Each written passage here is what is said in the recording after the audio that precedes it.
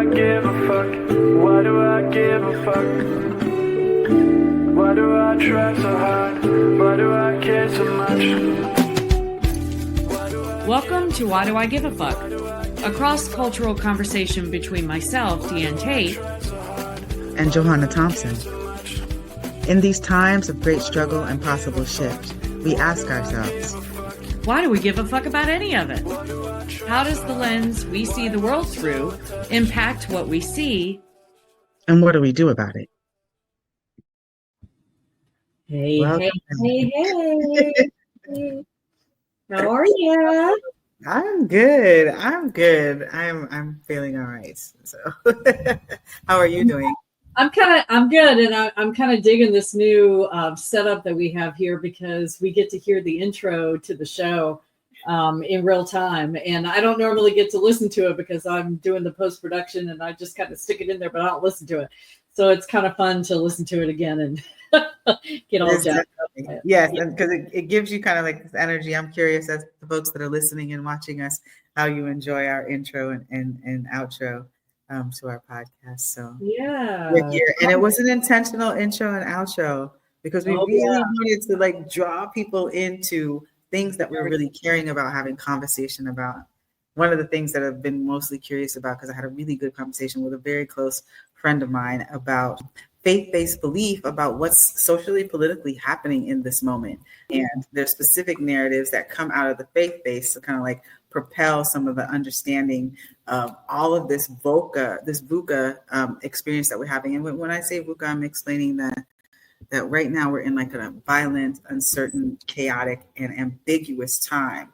And so when we're in times like this, where there's so much intensity, where the people are having so much struggle, we're trying to like find some balance and comfort. Where do we turn to? Where are the specific places that we turn to? And a lot of people turn to what their faith base is to pray for something different because they're having so many struggles. And when we do that, we're talking about what you are believing about this time period. So I'm curious about that. I'm curious about having that type of a conversation. Yeah.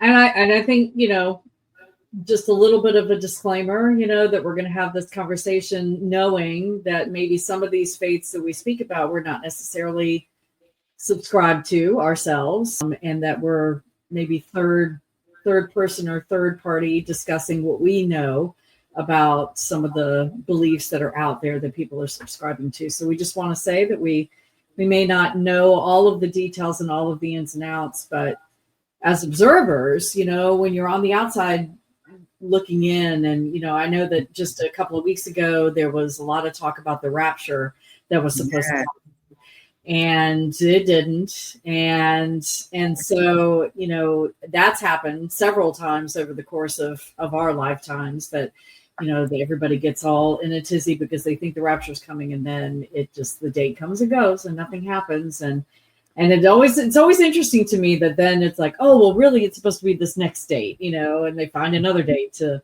focus on, and makes me throw a little side eye at it a little bit. I'll be honest. I'll say out loud and own my feelings about that. So.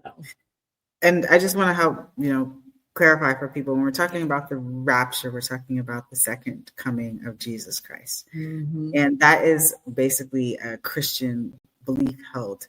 It wouldn't match with folks that are of Jewish faith and belief, because Jesus was never the person that was actually considered the Messiah who came true. And so there are folks or people with the Jewish faith base that are still waiting for the rapture or the second coming of the Messiah in the way that they understand it.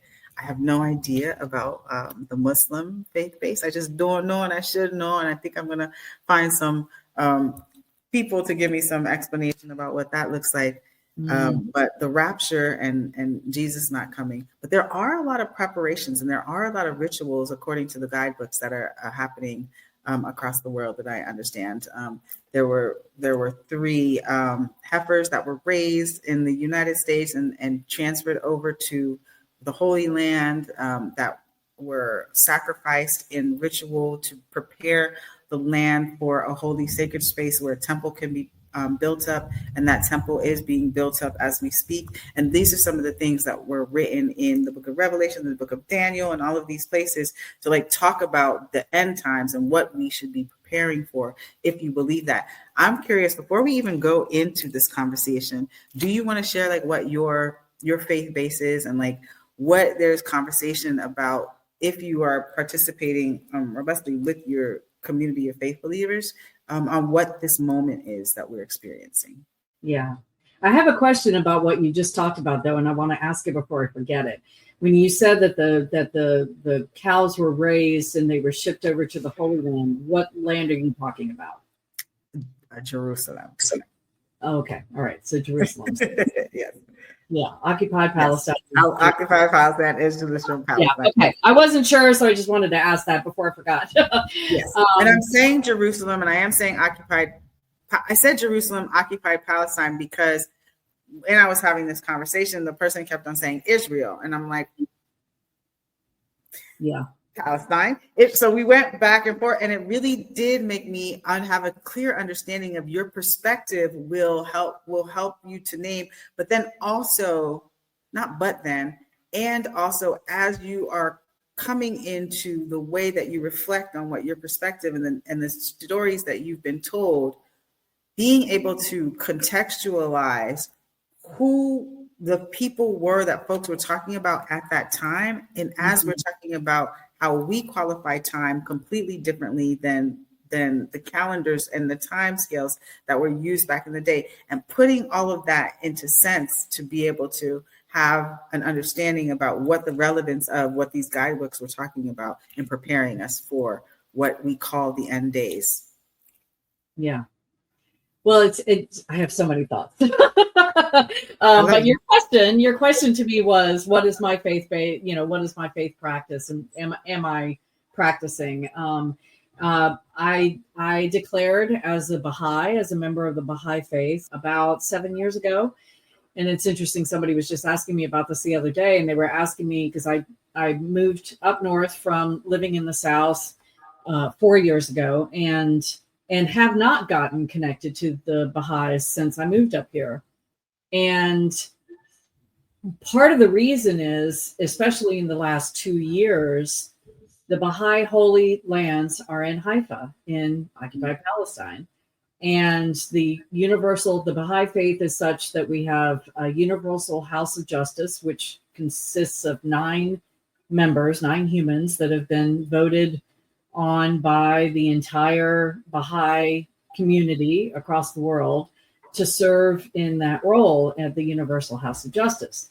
And this body of folks writes letters, talks about things that are happening, tries to respond to them and be in responsiveness to them. And I have been very frustrated because they have said nothing about what is happening in their backyard. And talking to somebody about, and the Baha'is are very big on love and peace and unity and togetherness and diversity. And, one of the tenets that I love so much when I was first learning about the faith was that if a Baha'i family has a son and a daughter, and they only have enough money to educate one of those children, they are to choose the daughter, because the daughter is going to raise the children of the next generation and is going to, create the home. And so it's more important to educate the daughter. I thought that was really cool. A mindset, and the celebration and honoring of women and women's roles in the family and in the community and all of those things. They are also very not very, very strictly based in, we do not get involved in politics. Baha'is are not allowed to, it's frowned upon within the faith community for Baha'is to run for elected office. And such that, like, when Baha'is vote for people to serve on the local spiritual assembly, on your region's spiritual assembly, all the way up to the Universal House of Justice, the elections there are no elections in terms of, there's no electoral process. You don't campaign for yourself. You don't tell anybody you want to be in this post. the people, when you go to vote, you're given a list of Baha'is that are eligible to serve in that role, and you pray on it, and you determine through your prayers who you are going to vote for. So there is no engineering, there is no campaigning. And so Baha'is don't believe that Baha'is should run for elected office. And so I have been told, when I've investigated and knocked on the door of different Baha'is that I know and said, I don't know why they're not saying anything. This is happening in their backyard. The holy sites are in Haifa. The gardens are, in the same space as the holy sites for Christianity and Muslims and Jews. And so it's like, why aren't they saying anything? And the thing that I always get is, well, it's a political issue and we don't get into politics. But I don't think it's a political issue. It's humanitarian. Yes. So anyway, said all that to say that I have not been engaged with the Baha'is here in my place of living now. And but it's coming up for me more and more that I do want to connect with them because I have one. Yeah.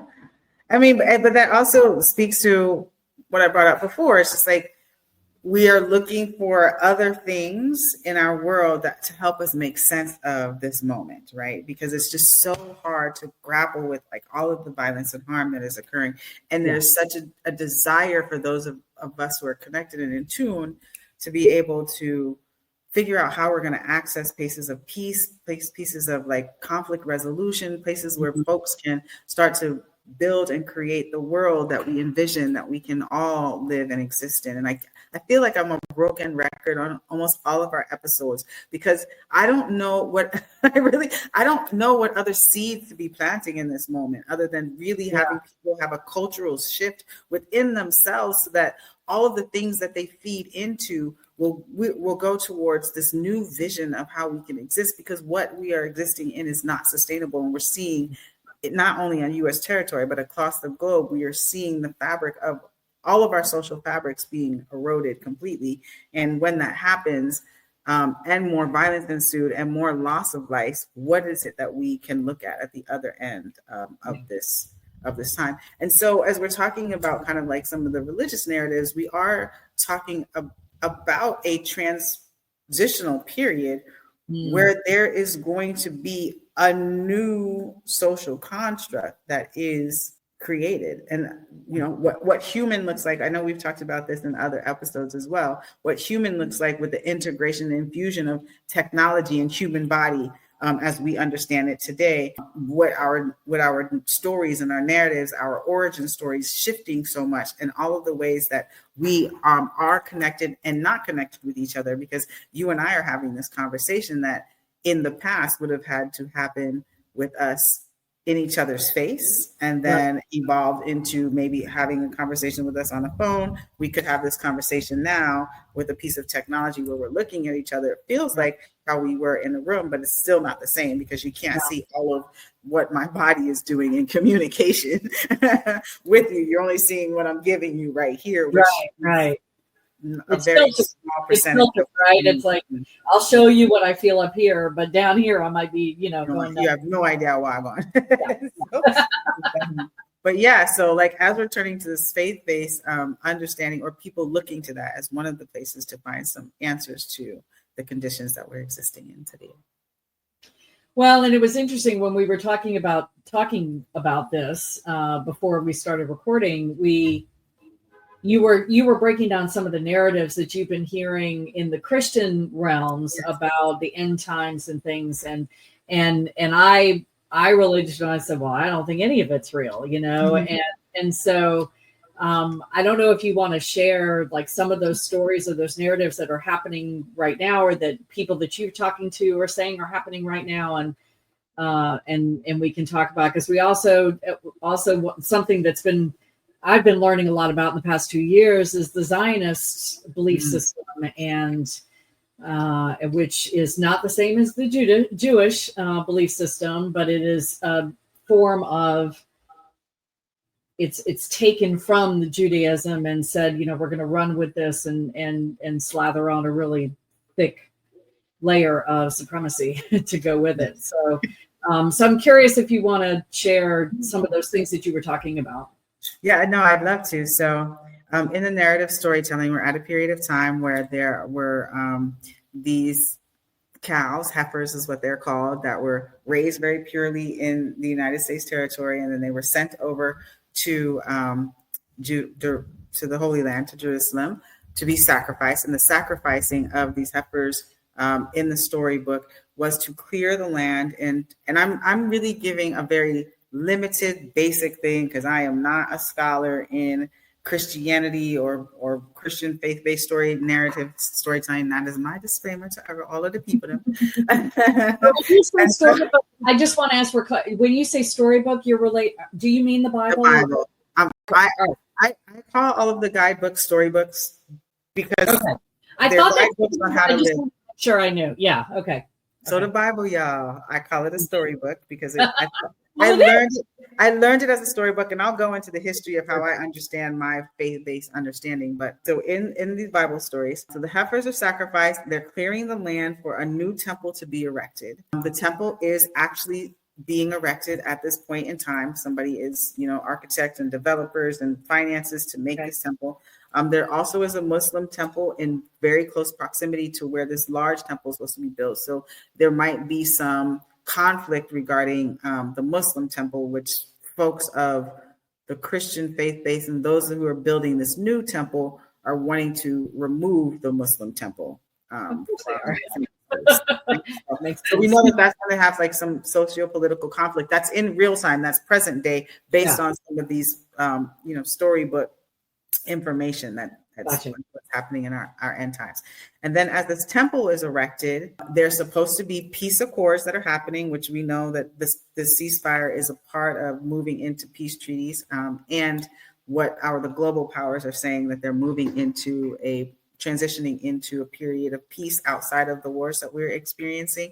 And with these peace accords, the people who are supposed to be at the head of those are creating spaces to allow the Antichrist to come into and occupy this new temple, because of the way that the peace and the conflicts that are going to occur that come after. And that's supposed to be the tribulations. And the tribulations will happen where folks that have not been taken up in the rapture. I'm watching your face. I'm watching your face as I'm talking this. Okay. So folks who are supposed to be taken up in the rapture. I have a poker face for any of you that don't know me. Okay, hold on. We're not laughing at these people's belief or this understanding. No, you're laughing at me.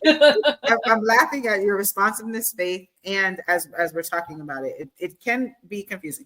Just to note this, so some people of Christian belief and faith will have to experience the tribulations, which is where there's going to be the violence and the unleashing of the demons that we heard about in Revelations, that people are going to experience that level of pain and torture and torment existing in the present consciousness that we hold now, until we get to the place when there's this war between the Antichrist and God. And that's going to be the end of what we understand, the revelation, humanity in the way that it exists today. And I'm adding on that explanation of the end as we understand it. And the reason why I say it in that way is because we have had throughout the history of humankind the end of human as we know humans. So like the humans that lived in an ancient world, or different humans than we are humans today. We live longer, we grow bigger, we eat different food, we have different DNA. It comes from an origin space, but we have evolved in different ways, and we are continuing to evolve with what we have in our environment. So those are some of the narrative storytelling. And what I understood in having this conversation is that the truths of the things that are actually happening, the transfer of these cows, the erecting of a temple, the negotiations to get rid of this other temple, the peace accords and treaties, those are real-time things that are happening in present day reality. And so there is this opportunity for faith-based people to relate it to what is expected to happen at this moment. And this is not new. People are in all generations have done some type of iteration of this process, but we are here now, and it does feel a lot more present and real and relatable to the storytelling that are in the guidebooks that I'm familiar with. So I'm really curious about Zionists, and I'm also curious about your physical responsiveness to the things that I'm saying. Well, I mean, I grew up in the Episcopal faith, so we didn't talk a lot about end times that I can recall. So I don't know. It's really just things that I've learned in the periphery over the course of my 57 years on the earth. And I was one of those kids that growing up in Sunday school, I always asked questions. I was always like, well, I don't, show me the proof. Show me the proof that this exists. I don't understand. How can you just assume? And so my first thought when you're talking about these stories is that all of these things that you've just related that are happening because humans made them happen, right? They raised the cows, especially to ship them over to Jerusalem, to have them get all of those things happening were man-made. They were man-decided. They were, and human, I don't mean man, I just mean human, decided. And so it is always interesting to me that people then see these things in succession and go, oh, it's the end times. It's all happening. And it's like, but y'all have been reading the stories all this time and you made this happen. You raised these cows to do this thing.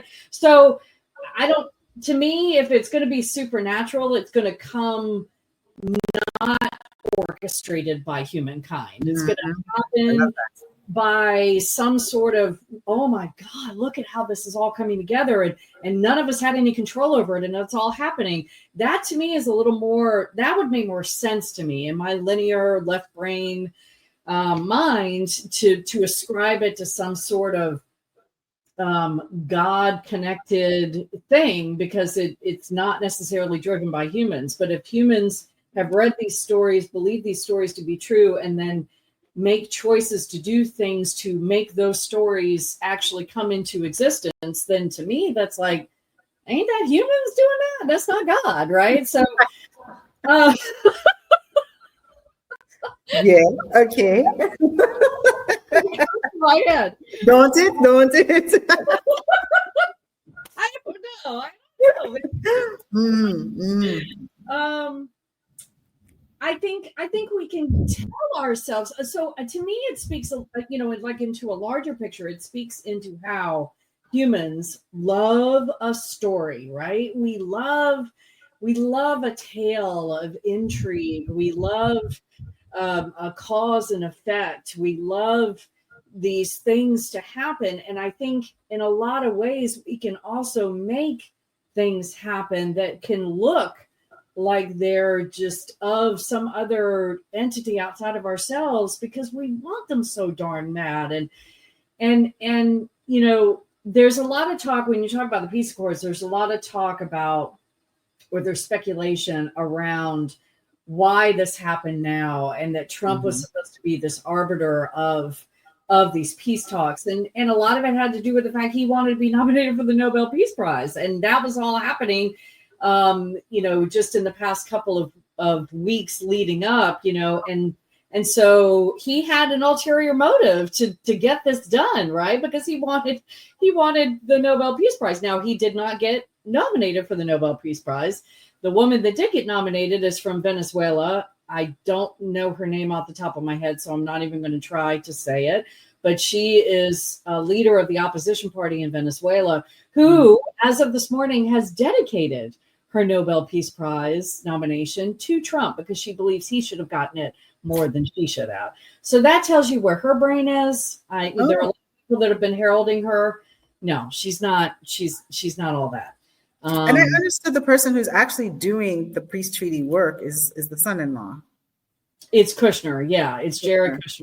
He's the mouthpiece for who, and he's a Zionist. So he's, you have to understand where his mindset comes from in, the ceasefire And the reason I'm cynical about it is because, I mean, I want it to be, as long as the Palestinians are happy with what's happening right now, then I support them in everything. But in my own, USCN cynical mind, I'm seeing the bigger picture and saying, why are they deciding to not bomb? Now, they did just get the not to get in the weeds, but the Palestinians just gave back, the Hamas just gave back the last remaining alive Israelis. The 20 last hostages have been returned to Israel, and they are now negotiating getting the remains of those that have been killed while they were in custody or as hostages, to return those remains to Israel. Israel's supposed to release thousands of Palestinian hostages that they've been keeping since October 2023 and before that. And they have released some of them, but not all of them. And they're certainly not releasing any ones that they think are going to have any kind of political power once they go back into Palestine. So there's a lot of things to be skeptical about. But it's like when somebody says to me, like my sister said to me not long ago, she's like, how do you know the difference between who's spinning the tale? If the propaganda that the Israelis are putting out and the propaganda that the Palestinians are putting out, or the storytelling, it's not propaganda, it's actual storytelling of what's happening on the ground. If you're looking at both of those things, how do you know which one is spinning the right story? And I told her, I said, the best way to do that I've learned is to look at the power. Who's got the power in the story? If the Israelis have got all the power, which we know they have right now, then the likelihood that theirs is not necessarily accurate and is going to prop up the story that they want to put out there is higher than the Palestinians weaving a story. The Palestinians are not going around bombing themselves so that they can make videos so that they can ask for sympathy. That's just not happening. So anyway, I got into the weeds, but not into the weeds, because you bring up an important point, is that if you're looking at who the power is and you're looking at the narrative storytelling that folks want to be told to the larger public, you will also see them in actions of like murdering folks that are journalists that actually are telling the honest and true storytelling about what's going on the ground, because you have an example of that. Yes, I do. So this is a Palestinian journalist, and please forgive me, I've been practicing saying his name, but I don't think I'm going to get it totally right. Salah al-Farwahi. Maybe Al-Jafarwari. Yes, my white mouth doesn't like to. I'm still working on my pronunciation, but he was a Palestinian journalist. We have videos of him celebrating the ceasefire with his colleagues and his friends, with his press jacket on. And yesterday he was killed by Israeli militia. So he was not necessarily killed by members of the IOF, which would be the Israeli military, but there are Israeli militia groups that are roaming around the Gaza Strip, and they are the ones that shot him. So he was on a list of journalists to be targeted, and they got him even after the ceasefire was supposed to be enacted. So I want to lift his family up, and want to just shout out Hidden Palestine for this graphic. They had it on my Instagram account, and so I borrowed it to give just a synopsis of who he was. But he was reporting what was happening in Palestine and Gaza the entire 2 years. He lost many family members. And then this morning, before we got on to record this, I saw a video of his brother was just released by the Israelis. He was being held hostage in Israeli prisons. He has been there for years. When he got released, he was looking for his father, and they had a video of him looking for his father, who he had not seen I think he was in prison for 15 years, 15 to 20 years, this young man. And, he and his father both broke down and wept. He knelt at his father's feet because he didn't think he would ever see him again. And his father just buried his brother this morning. So this all happened after the ceasefire. I just want to reiterate that to folks that are listening. And that's what we need to be cautious about, right? And to That's your point, cautious. Yeah. we can't know the stories until we hear the stories from the real people, and until we dig for the stories to hear a more expansive, like not just believing one group and one source of information, but looking for other sources of information where people are having real impact and it's happening to their direct families, so that we can really hear and know what's going on with people across the world. Yeah, I've gotten so, I guess the word would be cynical or distrusting, or some would say my critical thinking skills have gotten deeper, but I just don't trust any narrative. You know, my fiance was watching a documentary about the Dallas Cowboys, and he was like, it was so interesting, and I learned so much, and I didn't know this much about Jerry Jones, the owner of I'm saying owner in quotation marks because I can't stand that they call them owners. It's so plantation, but I was feeling cynical about it. I was like, well, of course it paints him in this wonderful light. Of course it makes the team sound amazing. Of course because they're the ones that organized it, you know? So I'm horrifically cynical about that. Are you as cynical about kind of the storytelling that is happening with folks of Zionist belief faiths and like what's happening in this period of time?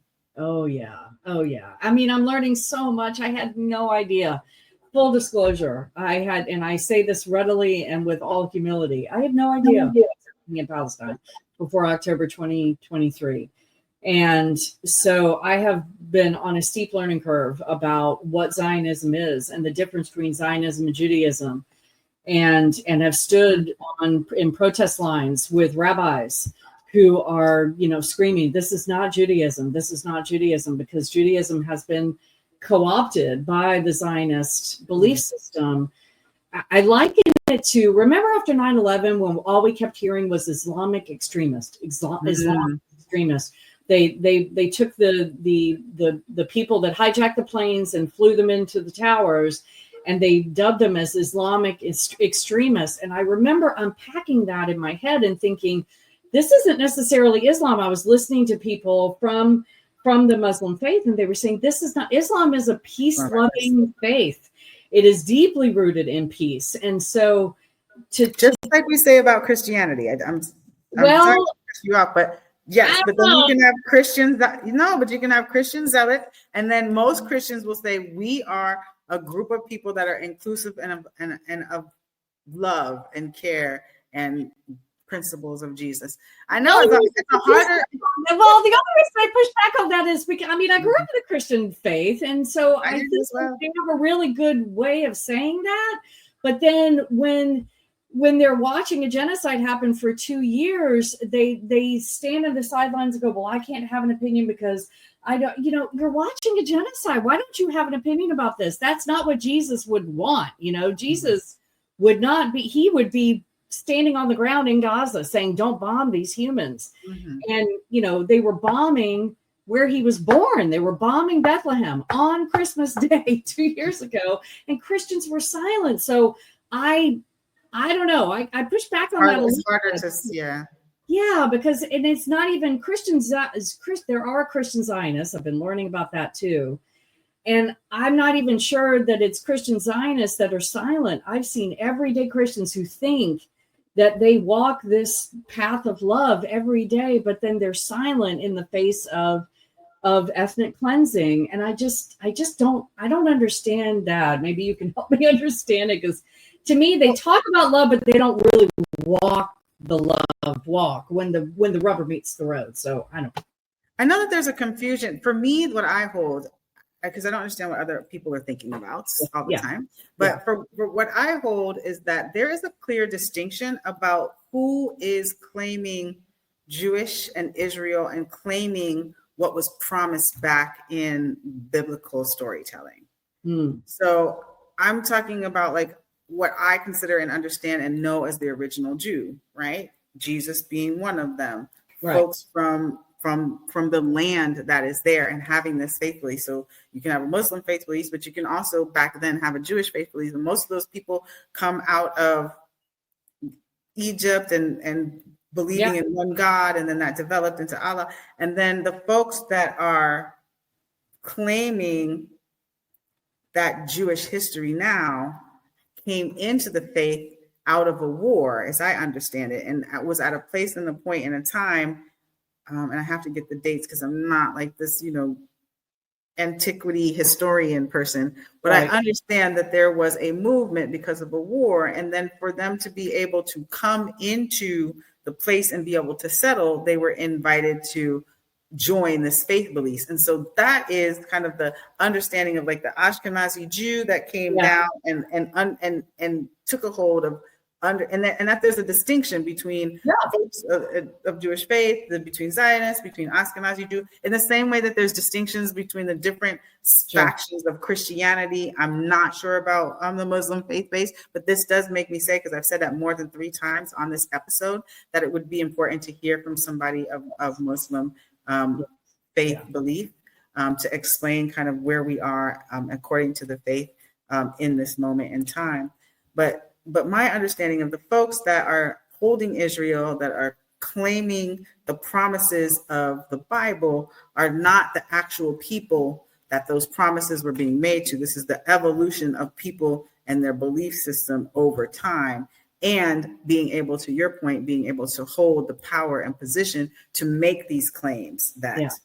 And that is where there is conflict with my understanding and belief, because I don't believe that the people who are making the claims are the original people who have the right to be making the claims that they're making. Well, I have a curiosity about something you said about that they joined the faith after the war. I think the Jewish people that, as I understand it, the Jewish people that, they wanted to go settle in other countries. They wanted to get out of the war-torn countries after World War II and after all the horrific things that happened to the Jewish population during World War II. But other countries didn't want them, the U.S. being one of them. That this country did not want Jewish people to come here from Europe. Mm-hmm. So that's why Palestine was taken for those people. That settlement was created because the other countries around the world did not want Jewish people to come to their shores as refugees after the war. I mean, Netanyahu is Polish. So I think what you're saying, what I heard you say was that they joined the faith after the war. And what I think they were already I'm talking about Ashkenaz, but I'm talking about way before 1940. Well, they were already Jewish. So that it wasn't about them being part of that faith. It was just they went to that. But if the DNA was run now, I challenge anybody in Israel, if you're listening and Occupy Palestine. It's a big challenge. Let's do a challenge. What's wrong with this challenge? All of you to get your DNA tested. And if the majority of you actually belong to the DNA, what I think you're speaking into, the genetic code of the original Israelites, then we could have another conversation. But the studies that I've seen and the statistics that I've seen are that, upwards of 80 to 90% of the people that live in Israel right now are not anywhere genetically related to the original people that were supposed to be given that land. The space. Mm-hmm. And it's been Palestine for thousands of years. So it's all of that narrative is just to justify the occupation and the settlement of that land because they were so oppressed. And so to me, that's the difference between Zionism and Judaism, because Zionism says we are owed this land, we were promised this land, and we're going to take it by any means necessary. And the Palestinians need to go because they're filthy. And so, so that's different. That's very different than Judaism. So as I understand it, not a Jew. So I'm not speaking from any kind of scholarly place, but that's what I understand. Yeah. And I was speaking more to what I understand and know of the history of the Ashkenazi Jews, because where I went to undergrad, we got to have a lot of wonderful conversations about you did. Because it was when I was there, it was like maybe about 90% of people of Jewish faith who went to school with me. And so I made a lot of really good relationships, had a lot of good food that was made in the Jewish tradition and culture, tasted delicious, but got to have a lot of conversations about it. And so what I understand the distinction about the Ashkenazi Jews way, way, way before we're talking about, I would have to look it up, like centuries, like 10th century, 13th century, or that kind of thing, where you formulated a language, and because of migration and because of whatever the wars were happening, folks coming out of Turkey and Poland and having more whiter hues, developing a language, a Yiddish language, and then creating their communities so that when it was a time that folks didn't want this population of humans to be in their areas, and 1942 came along, you had a whole migration of people into Palestine to occupy it in that way, but coming from a different type of Yiddish Jewish tradition than the original tradition.